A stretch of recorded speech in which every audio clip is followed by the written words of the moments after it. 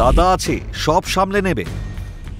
Union রুমে গিয়ে দাদার সঙ্গে কথা বলো, কিংবা মিছিলে না হাঁটলে জবাবদিহি করো দাদার কাছে। এই দাদা কে? রাজ্যের প্রতিটা কলেজে অল্প বিস্তর এমন একটা দাদা ঘাঁটি গেড়ে বসে আছে বছরের পর বছর ধরে, যাদের নেই পাশ ফেলের চিন্তা, নেই ডিগ্রির বালাই। কলেজে চলে এদেরই রাজ, আর বাকি পড়ুয়াদের কাছে যেন এই দাদা দণ্ডমুণ্ডের কর্তা। এমনই এক দাদা কসবাকাণ্ডের মূল অভিযুক্ত, সাউথ ক্যালকাটা ল কলেজের গুণধর টিএমসিপি নেতা মনোজিৎ মিশ্র, যার বারবারন্তের খেসারত দিতে হলো নির্যাতিতাকে। কলেজ ক্যাম্পাসেই হতে হলো ধর্ষিত। কিন্তু মনোজিতের এই বেপরোয়া ভাবমূর্তি তো একদিনে তৈরি হয়নি, দীর্ঘ কয়েক বছর ধরে তার জোর জুলুমের সাক্ষী কলেজ। তবুও গৃহীত হয়নি কোনো পদক্ষেপ। ল কলেজের নিরাপত্তার দায়িত্বপ্রাপ্ত সংস্থার মালিকের বক্তব্যে তা বেশ স্পষ্ট। বললেন, নিরাপত্তারক্ষীরাই মনোজিতের বিরুদ্ধে দাদাগিরির অভিযোগ করেছেন বারবার। বলতে পারবো না, তো এত অ্যাডামেন্ট অ্যাটিটিউড সে আর বলার কিছু নাই। আমি তো অন দ্য স্পটে কোনোদিন থাকিনি, দেখিনি যখন হুমকি দিচ্ছি।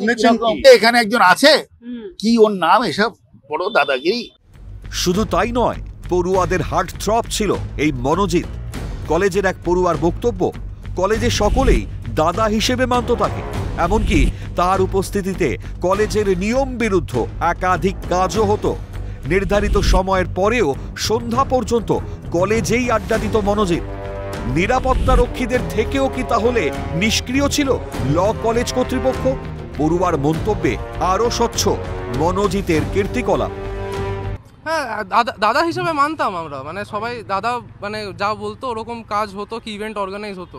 ডিপেন্ড করে, এটা তো ইন্ডিপেন্ডেন্ট ডিসিশন না। আমি যদি এখন চাই, আমি কলেজের পর আমার বাড়ি এখানে, আমি এখানে ঘুরতেই পারি। হ্যাঁ, গার্ড থাকতো, গার্ড ওয়াজ দেয়ার, চেকও করতো, আমরা খেলতাম, গার্ড এখানেই বসে থাকতো, বাইক ফাইক পার্ক করতে গেলে বলতো কি এখানে না ওখানে নাই। মনোজিতের বিরুদ্ধে এর আগে উঠেছিল একাধিক অভিযোগ। কখনো কলেজে বিশৃঙ্খল পরিস্থিতি তৈরি, তো কখনো আবার পড়ুয়াদের সঙ্গে অশালীন আচরণের অভিযোগ ছিল তার বিরুদ্ধে। কিন্তু দোষ করেও কলেজে অবাধ বিচরণ তার। সকলেই যেন কোনো এক অজানা কারণে ভয় পেত মনোজিৎকে। রাজ্যের প্রতিটা কলেজে এমন একাধিক মনোজিৎ রয়েছে, কিন্তু কলেজের এই দাদাদের খোঁজ রাখে না কলেজ কর্তৃপক্ষ কিংবা প্রশাসন। কড়া হাতে রাজ্য সরকার এই দাদাদের মোকাবিলা না করলে যে শিক্ষাঙ্গনে বিভীষিকার পরিবেশ তৈরি হবে তা বলাই বাহুল্য। ক্যামেরায় সোনাই ঘোষের সঙ্গে অভিরূপা সাহার রিপোর্ট, ক্যালকাটা নিউজ।